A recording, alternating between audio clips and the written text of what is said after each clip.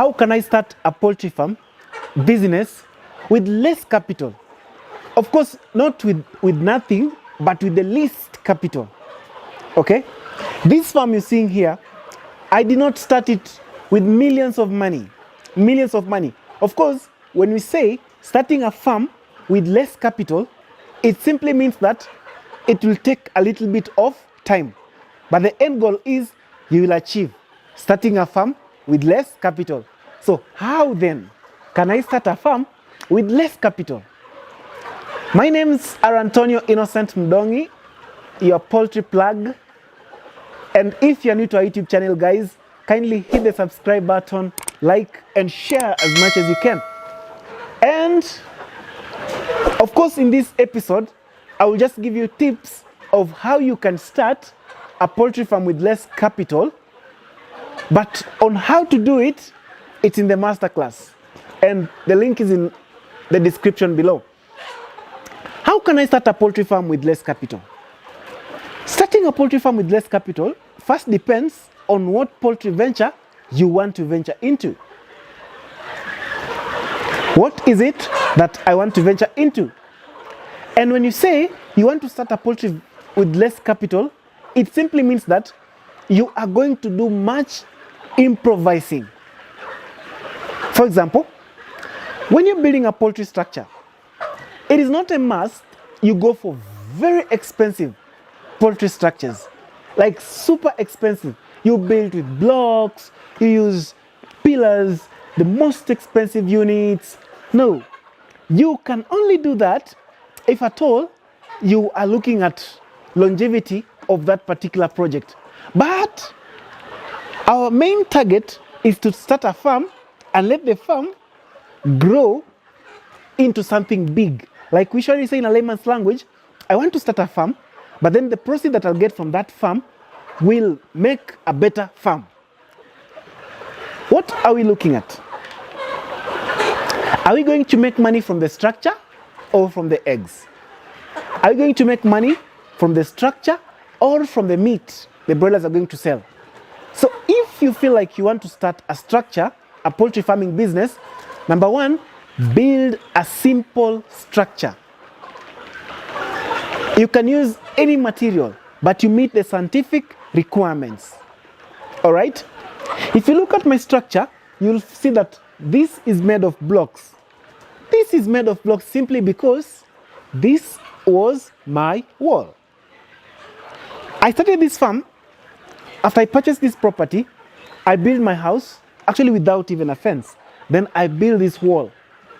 After building this wall, I had that dream of doing a farm on my own space, but then with the least investment capital. So I simply converted this wall into 3 sides of my chicken farm. So all I did here was to get the blocks, build the front, go back to the village, buy the timber, like buy the poles, treat them here myself, then use them for building the structure. Because the structure literally is the initial investment. And if you're not careful in building the structure, like you spend so much in the structure, the project might not be viable. So how simple can you make your structure? When I started my first farm, you remember, it was completely 100% made of iron sheets. And you saw the results. The project didn't fail. The birds didn't fail to lay simply because the structure is made of iron sheets. Only that, if you want to make a structure made of iron sheets, you can use any type of iron sheets, any new, second-hand, reject, whatever. That is not what is going to make the birds lay. The structure is only going to protect the birds against strong winds, against rain, against too much light, against cold, and against theft.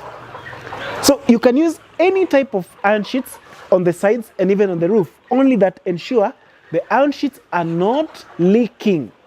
They don't have leakages. Because when moisture comes into the structure, that's a problem. So build a simple structure.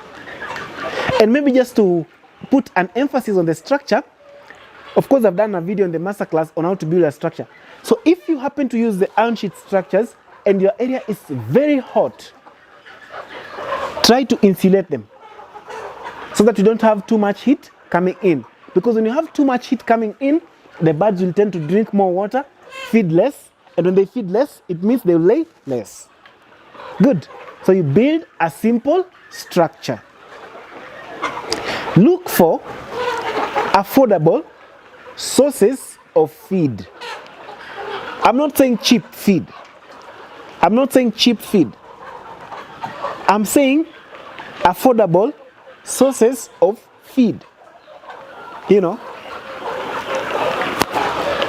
try your best and get to know the source of the raw materials. Don't be lazy. Uganda is just here. We've done videos. We've shared you contacts. Get to know these sources of these raw materials. When you get these raw materials, you'll be able to know the quality of the raw materials, the consistency in that state of that raw material. Then now you can use that to make your feed. You are winning on two sides. You are making affordable feed or cheaper feed than the commercial feed, and you are maintaining on the quality. So you've cut the cost of feed. Remember in the other episode, I said in production, when you're calculating the return of investment, in production of eggs or in chicken farming, 80% of the cost is feeds. So the moment we cut the cost of feeds even by 3%, like, then we are in business. So for me, I opt to formulate my own feeds.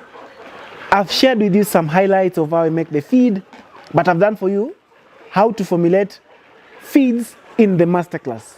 I've shared a link below. I've formulated starter mash, layer mash, starter mash, grower mash, pre-layer mash, and the laying rations. Of course, we have got feeds of birds laying at different percentages. So the required concentration of certain macroingredients alters. That's exactly what I've shown you and explained for you in that masterclass. So I cut down on the cost of feeds. Now I'm here.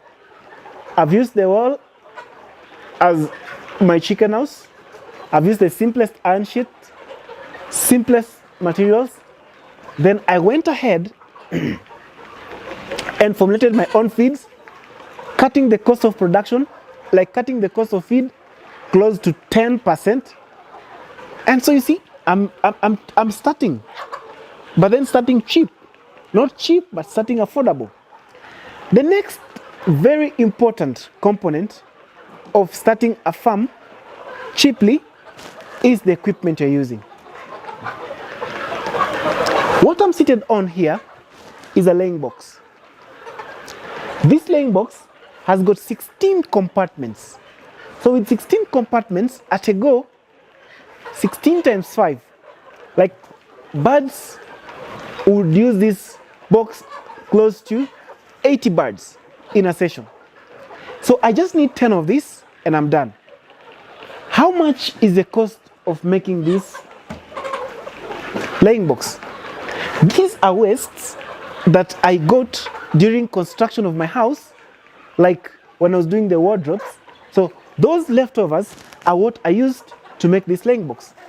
So the other thing that you can use, or you can make your farm costs, like the other way to start cheap is recycle what you can, not everything.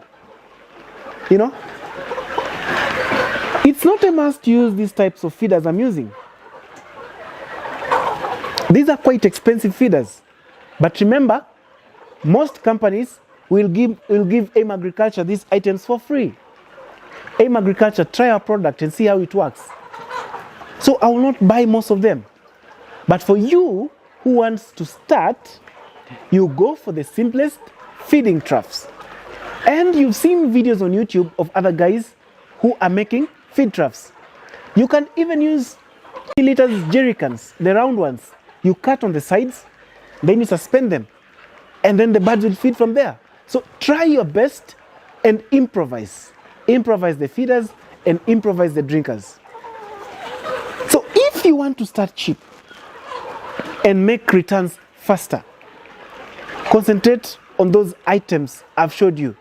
But then the most important part to concentrate on are the birds themselves. The birds themselves. What is my source of birds? What practices am I putting in place? Some farmers will see like they have thousands of birds, like I have 3,000, 10,000, 5,000 birds, and you assume everything is okay. You don't do much follow-ups, but you ensure that everything being done on the farm is done to standard. Then the day you're going to do your stock take, you are so shocked when you find that most of the birds or some of the birds are not there. They were lost during brooding, during raising of the birds because of your absence. So, source the right birds at the right source, then do proper routine management. You will be cutting on the cost of medication. If you have the right equipment, you don't have spillages of feed. So you'll spend less on the feed. If you don't have spillages of water, you'll not have coccidiosis and other infections brought about by dampiness. So you'll not spend money on medication.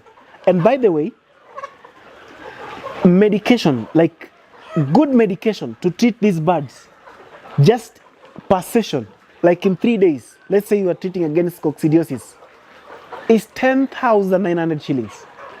So if you had something like 300,000 birds, or if you had 10,000 birds, how much are you going to spend? And the cycle for treating bacteria is 5 to 7 days. So if you can be able to save and control on the likelihood of infections coming up, then you're spending less and you're spending cheap as a starter. Finally, start small. You are starting. You don't have much experience. So don't overdo it, like starting so big, so huge. Start small and then grow gently. You learn from experience. And also, sell your byproducts. Like the bedding, you can sell it for manure. And chicken manure is so lucrative. I love you so much. See you in the next episode. I hope you enjoyed it.